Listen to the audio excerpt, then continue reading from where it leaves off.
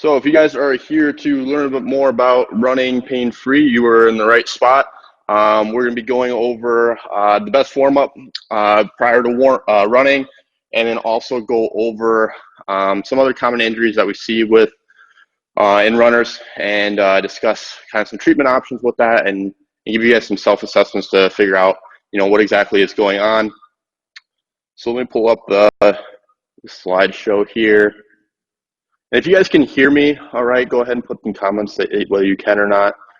And then this is going to be super informal. If there's any questions that come up throughout this workshop, just put them in the comments, and I'm happy to answer those as we go along too. Good morning, Kelly.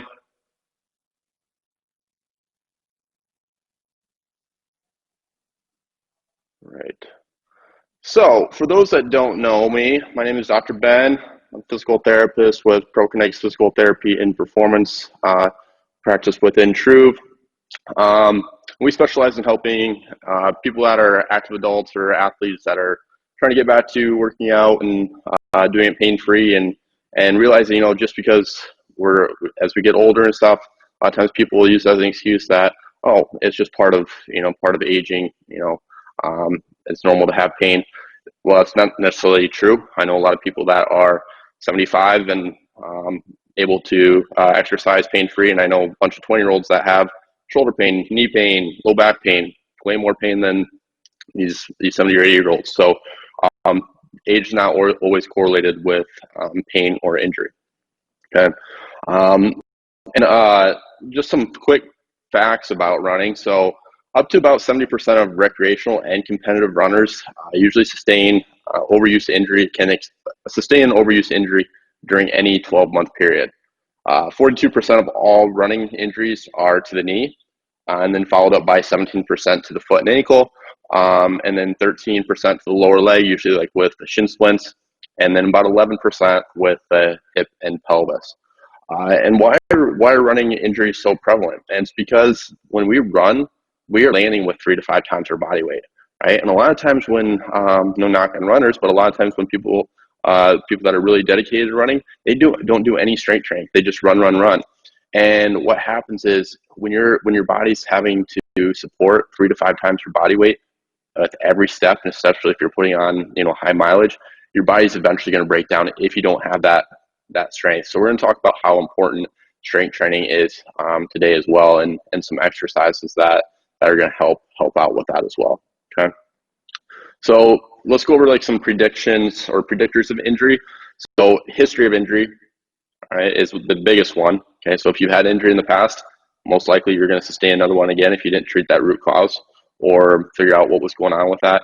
And then weekly mileage, and then also just looking at the movement patterns of the lower body, and how does your knee move when you land with running?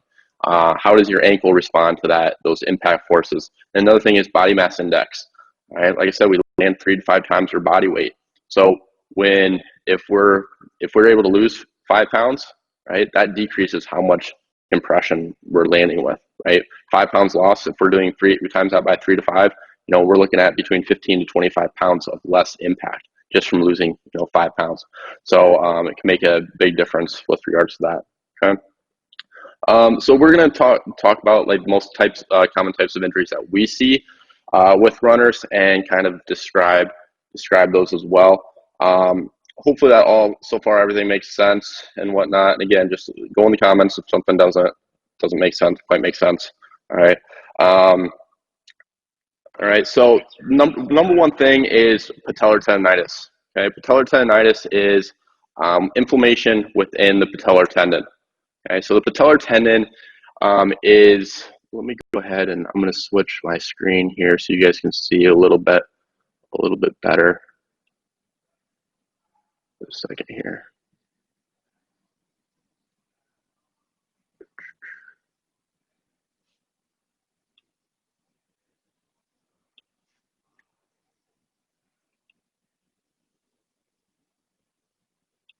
Okay, so the patellar tendon is right here on the front of the knee.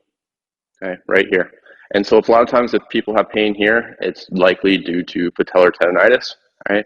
So this is a tendon, and when it gets overworked and inflamed, we can start having some pain in that area. And a lot of times this is due to different type musculature or weakness of the hips, stuff like that.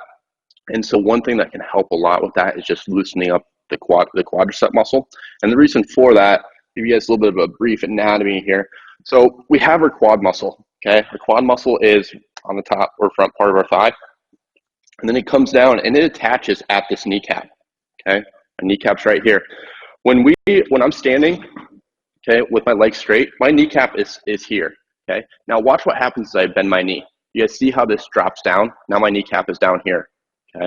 Okay, it's up here. Now when I bend, now it's tracking, it's down lower, okay? For our kneecap to be able to do that, we have to have adequate quad motion, or we can't have the quads too tight. Otherwise, it's not going to allow that kneecap to drop down.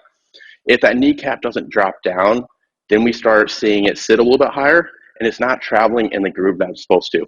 Okay, and the compression underneath that kneecap and the knee joint is increased, and we cause friction, rubbing, and we can cause some inflammation and stuff underneath that kneecap.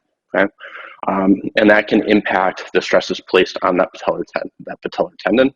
Okay, leading to that inflammation and that pain as well. Okay. Another one that we see a lot is with shin splints. Okay, and so shin splints are, and this can be more of like with regards to somebody's running form. Okay, so there's two different ways that that people run, and that's with the heel strike, or if they run more on their forefoot. What I mean by that is when we go and run, if we're landing with our heel first, okay, we're just landing right on a bone. Okay, we don't get any shock absorption through the muscles. Okay, so through the heel, then the next thing that it hits or it has to absorb the shock is our shin. Okay, and then it works its way up to the knee, and then hip and low back. Okay, so if we land with our heel, we're not getting shock absorption. One way to decrease how much stress is going through that heel is switching to more of a forefoot run, where we're landing more on the ball of our foot, not like under tiptoe through home. We don't want to be running like this, but just running more with where we're landing on our forefoot with just about a half inch off with our heel off the ground, okay? So by doing this, now we switch the stress to the calf muscle. Okay, now we're getting some muscle activation to help absorb that shock, rather than just going straight from bone to another bone, right? And having to, because bone are not supposed to be absorbing tons of force, okay? Especially not 3 to 5 times our body weight. So a lot of times if we switch to a forefoot run, we decrease a lot of that stress on that shin bone. So for example, I had somebody that came in and saw me that she was getting ready to run a marathon, and it was 3 or 4 weeks before her marathon, and she was having terrible shin splints. And this was going on for about 2 to 3 weeks. And so 3 to 4 weeks is not a whole lot of time to get somebody ready for a marathon when they have quite a bit of inflammation going on. So the only thing that could really give her a shot of being able to run this marathon was switching how she ran. And so she was striking a lot with her heel first. We changed her running, so she was running more on her forefoot. And props to her for being able to be so adaptable to that, because it's not easy especially because she had been running for years and years and years. She had been dealing with on and off shin splints and some other injuries and whatnot. So it's not easy to switch your running form to heel strike when you've been doing that for years and years and years, to switching to forefoot. So props for her to be able to switch. But because she was able to switch, we were able to decrease how much inflammation was going on in that shin, and we were able to allow her to still continue to run, because when she started going to the forefoot, she wasn't having nearly as much pain. And so that told me that things were starting to calm down, and that shin was responding pretty well. Okay, so and she was able to run her marathon. She was able to complete it, and she did have a little bit of shin pain, but she said she was like 90%. Just after those 3 or 4 weeks, and she was able to continue with her normal mileage too. So that's how big of a difference switching running form can be. And so hopefully that kind of makes sense, and the changes there, and how important it is to do a forefoot strike. However, you want to be careful. You don't want to ramp that up too quickly, because that leads me into our next thing that we see a lot is Achilles tendonitis. Okay, so that's tendonitis of the Achilles. So that is this right back here. Okay, if somebody has pain in the back, kind of above their heel, that's more of Achilles tendonitis. Okay, and the Achilles is something that gets a lot of force transmitted through it when we do switch to that forefoot. We have to make sure our calves and our calves and our Achilles build up some tolerance with that. And so we don't want to just jump too much into that forefoot running right away, okay, if we don't have to. Okay, if somebody's got like a race that's coming up, then we can, be a little bit not as conservative about it and whatnot too. But in general, if you got time, we want to slowly ramp that up. Okay.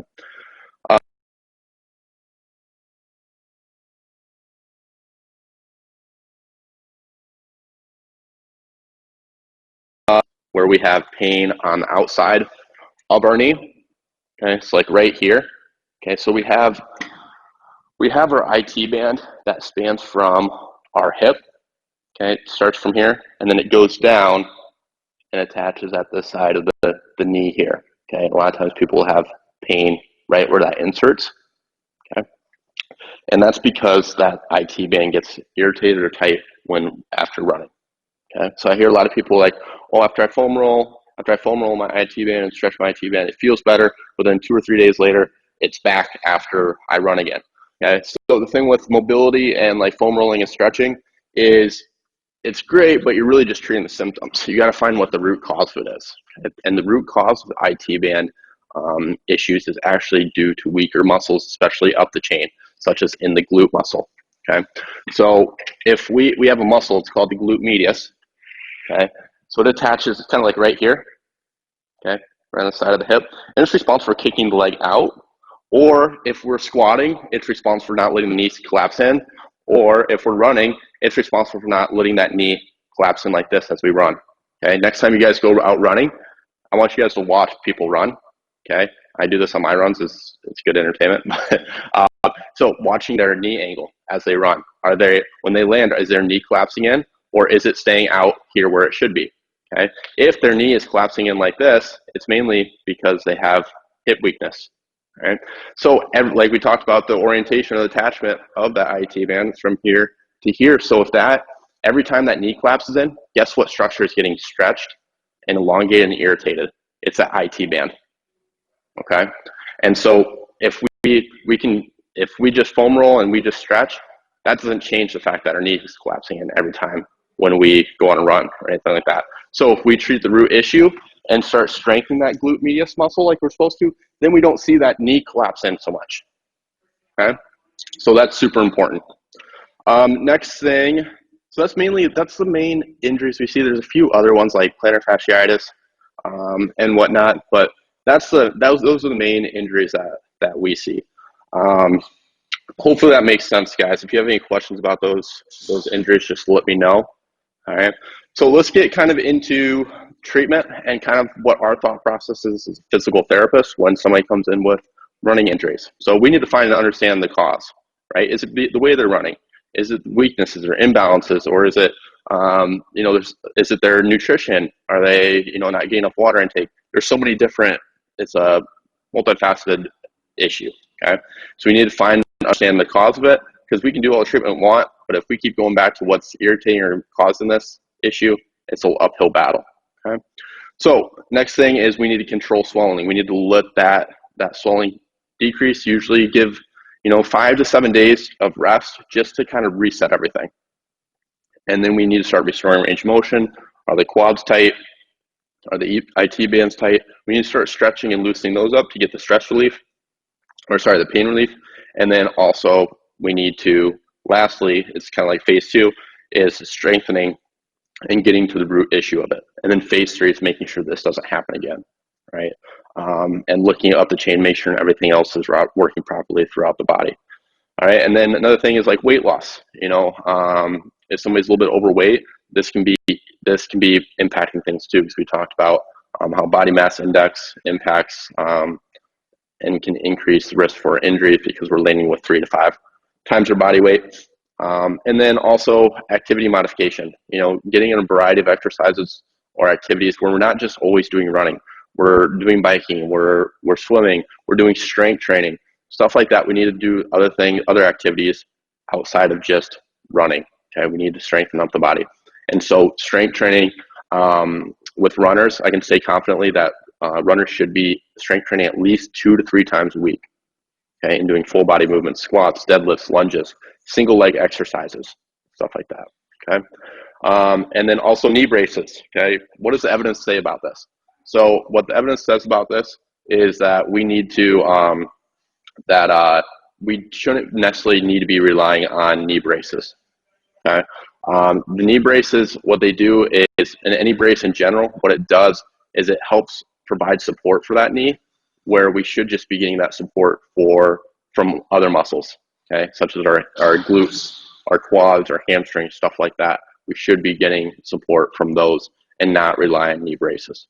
Okay, knee brace can be useful or beneficial if we're having a lot of pain and we need some support to help decrease that inflammation, but we need to start weaning you off the brace as soon as possible. All right, and then lastly, if those things don't help, then you need to seek out like a medical professional, whether it's a physician, physical therapist, somebody like that understands what you're trying to get back to.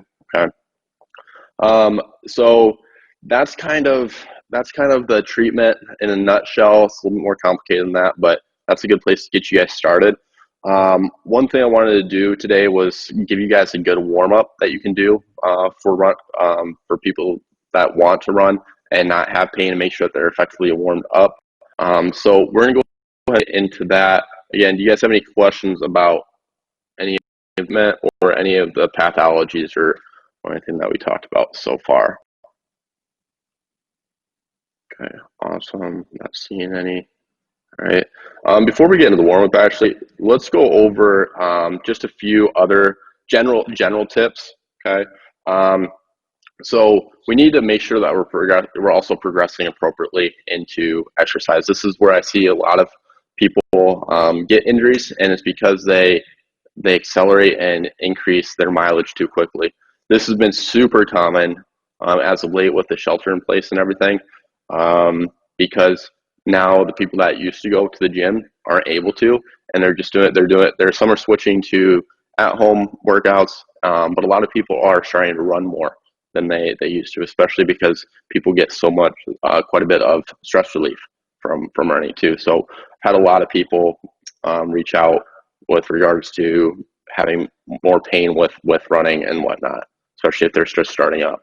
And so we want to make sure we give our body ample time to adapt to the impact of running, landing with 3 to 5 times our body weight. It'll take about 12 weeks, depending on the personal training history of when your body is able to adapt. So next thing would be, run slower than you think you should. Okay, you can obtain a lot of the health benefits of running with a very slow pace. You should be able to say a complete sentence without breathing in between. A slower pace will, decrease the impact per step.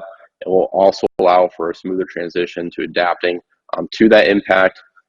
As you progress over 12 weeks, make sure to slowly pick up. That's when you can start picking up the speed, but you need to start slow with that too. Okay, so that's another quick tip. And then number 3, I don't want to sound like I'm being a dead horse here, but it's the one thing that's super important is strength training. Okay, we need to be doing strength training. Okay, specifically the lower body. Okay, doing single leg exercises such as lunges, single leg deadlifts, stuff like that. And so we're going to go over some other single leg exercises that you guys can do for that. And then also doing squats and deadlifts aren't bad too, even though those are double leg. It's helping to train those glutes, those hamstrings, those quads, those muscles that are important for that. Okay. Next thing would be our cadence, our run cadence. So take short, fast steps. This will decrease the amount you bounce up and down, decreasing over striding or landing. What I mean by that, by overstriding, is where we're landing with our foot too far out in front of us. And what that does is it increases the braking force, okay? And we're more likely to land on our heel the longer our stride gets. And the longer our stride gets, we get more impact through the legs, okay? And landing with more force. So most experts recommend a cadence between 170 to 180 steps per minute. There's also music playlists on Spotify that can help you stay with this cadence as well. So that's super important. And then the last one is limit pain. You know, if you do have pain with running, it doesn't necessarily mean you should stop. But limiting pain to like a 4 out of 10 or a dull ache is unlikely to result in, you know, further tissue damage. In addition, like this rule, you should not have an elevated level of pain as you go along or for more than 24 hours after running. If you do, the stress was too much for your body, and you should run slower and for less time on the next run. Okay, so make sure you're in tune with your body after you get done running, and monitor the level of pain that you're having as well. Okay, and if pain persists for more than a couple weeks, see a professional. Okay, if it's been longer than that, it's not something that's going away. Okay, it needs to be need to have an individual assessment done to figure out what the root cause of this is. Okay. So hopefully that all makes sense. Those are my 5 big tips for that. And then I'll be also, so these tips came from the ebook that I wrote on running, or the pain-free running guide. So for you guys that attended, I'm happy to send that over to you guys. If you just want to give me your email address after this. Kelly and Zoe, I know I have Kelly's. Zoe, I'm not sure if I have yours. But I'll send that to you guys after this. You guys can take a look and whatnot too, to review those tips. There's a couple other things in there too. So I'm happy to send that over. But yeah, any questions on any of that, guys? Otherwise, we're going to get into some good warm-ups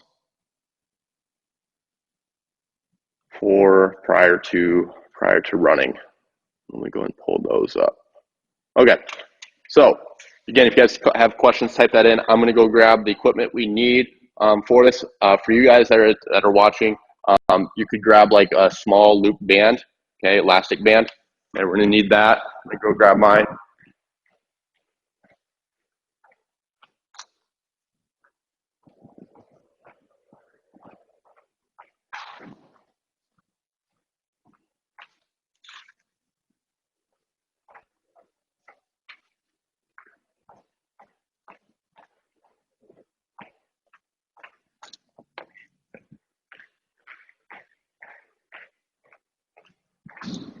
Okay, guys, so we talked about the importance of the glute medius muscle, okay? And because like I said, I think it was 43% was the amount of percentage of people that have knee pain with running, and a lot of times it's a result of that weak glute, okay? So we are going to focus on warming that up, and then also warming the feet up correctly. We talked about Achilles tendonitis, plantar fasciitis, IT band issues, patellar tendonitis, patellar tracking issues, stuff like that. So that's what we're going to gear towards these warm-ups for, okay? So what I want you guys to do is go ahead and you can grab a band, a loop band like this or like this, okay, either one. All right, I prefer this one myself, okay? So what you're going to do is you're going to loop that around your feet. Okay, and then we're going to loop this and bring it around the top of our knees. Okay, so what we're going to do from here, let me get this chair out of the way before I hurt myself. All right, and what we're going to do is we're going to get into kind of a squat position, like a quarter squat position.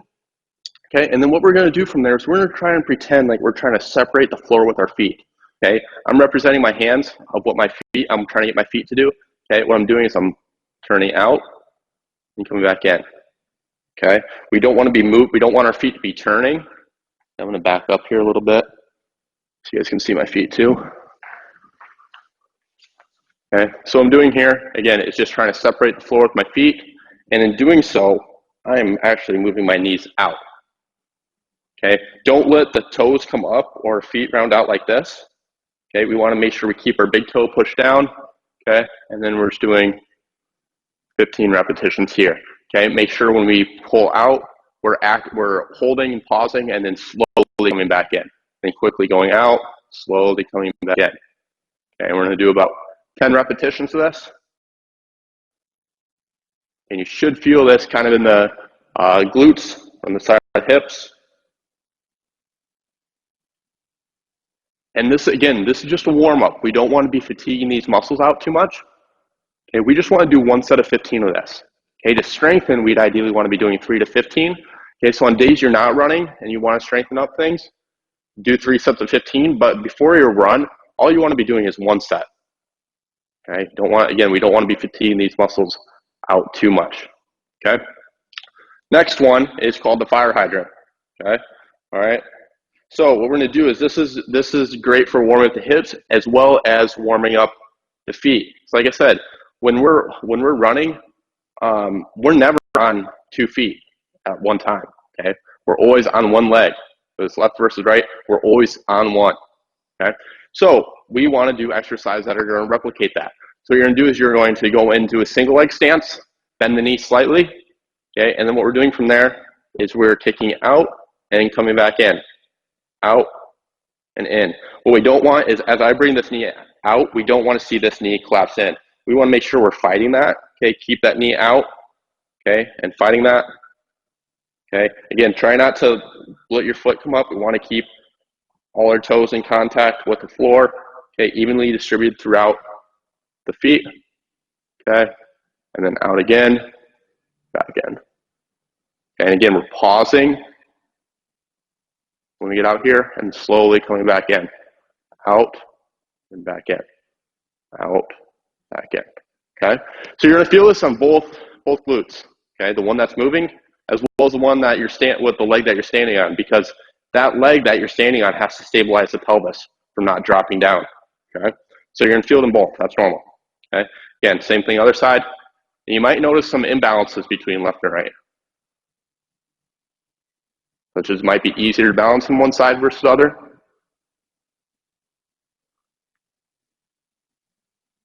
You may also feel some fatigue in your feet too,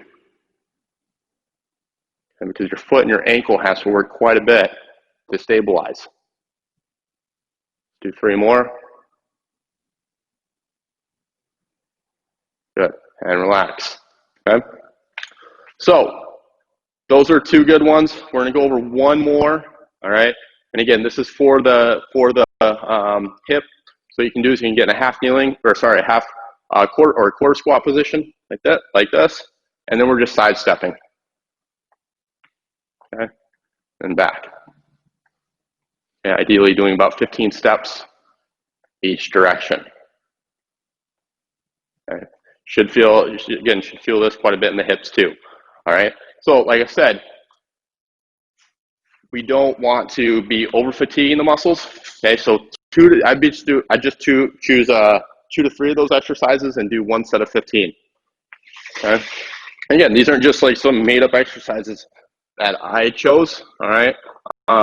Everything that we do, that's another thing that's a little bit different. What my practice is, everything we do is based on research and what the best research says on what we should be doing. Okay, and research article after research article continue to list those 3 as the best for runners.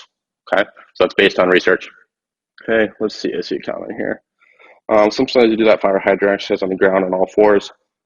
For running warm up, is it best to do standing and balancing? Great question. So Zoe, yeah, so it's fine to do it on all 4s. However, you got to think about also when we are all like on the all 4 position, we're not having to stabilize on one leg, right? And our feet don't have to work to stabilize or support ourselves. Okay, so I'm biased, but I can confidently say that if you do it on the fire hydrants on one leg, that's going to be better than on all 4s. Okay, but for generalized strengthening, it's a good way to get some variety into if you want to do on all 4s versus on a single leg position. Okay, but big thing is the feet are super important to make sure we're warming up and utilizing as well, and we just don't get that in the all 4 position. Okay, but good question. Hopefully that makes sense and whatnot too. And yeah, it's also going to help with your balance. Okay, and your stability, and it's going to decrease your risk for ankle sprains too. Okay, that's another good exercise that I give to a lot of patients that have came in with an ankle sprain. Okay, to get those muscles to wake up again. Okay, all right. So, any final questions, guys? We've covered tons of information today. Hopefully, I didn't overwhelm you guys too much. Okay. But yeah, main thing is strength training, super important. Number 2, make sure you're ramping up appropriately and listening to your body again, last third tip, that's super important, would be listening with regards to pain and making sure we don't get above a 4 out of 10 pain, and listening to our body 24 hours after we're done running, okay? Like I said, I'm happy to send over those exercises as well as the ebook or the pain-free running guide to you guys as well. But yeah, I hope you guys found it beneficial. Give those a try. And again, if these things start continuing to linger on, or you're having pain with it after 2 to 3 weeks of trying some of these things, it just means your body needs something that's tailored to you. Again, these are all just very generalized. I haven't done assessments on anybody.